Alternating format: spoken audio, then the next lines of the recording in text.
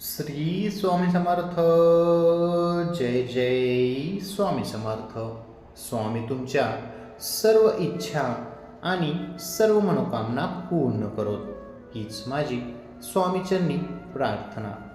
मित्रांनो, तुळस आपल्यासाठी महत्त्वाची वनस्पती आहे.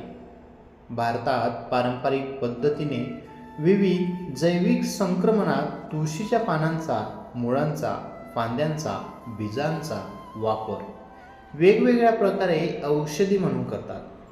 हिंदू धर्मात तुळशीला देवाचे स्थान आहे. प्रत्येक घराच्या समोर तुळस असणं पवित्र मानलं जातं. आपल्या घरातील तुळस सदा बहरलेली असावी यासाठी आपण सकाळ संध्याकाळ तुळशीला पाणी घालतो.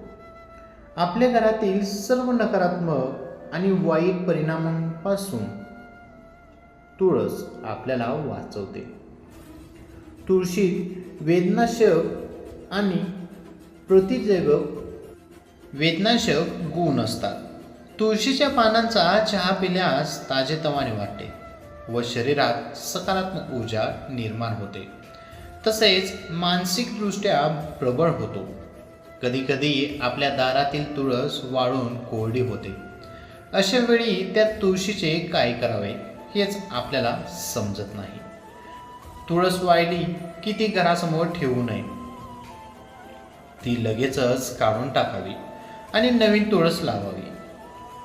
जर तुळशीचा वरचा भाग कोरडा असेल आणि खालच्या बाजूला हिरवट असेल तर त्या कोरड्या काड्या हलक्या हाताने काढून घ्याव्यात आणि किंवा जर संपूर्ण तुळस वाळली असेल तर ती काढावी.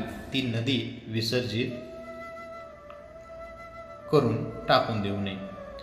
त्या तुळशीच्या काड्या वेगळ्या करून पाण्याने स्वच्छ धुवून घ्यायच्या आहेत आणि वाळवायच्या आहेत. नंतर काड्यांची बारीक पावडर बनवायची आहे आणि ती गाळून घ्यावी. पूजा करताना विष्णूला चंदनाचा आपण टिळा लावत असतो.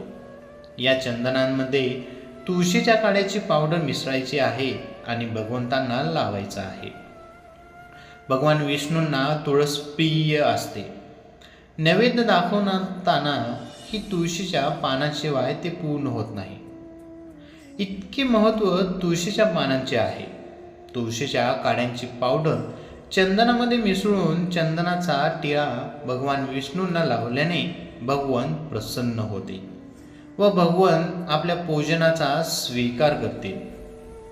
दररोज देवाची पूजा झाली की घरातील सदस्यांना ती पावडर लावावी.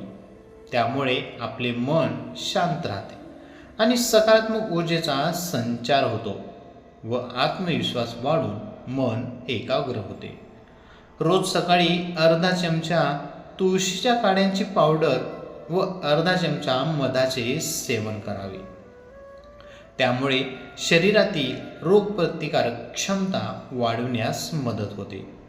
कारण आपली व्यक्तीची रोगप्रतिकारक क्षमता मजबूत असेल तर आपण कोणतेही आजार आपण सामना सहज करू शकतो.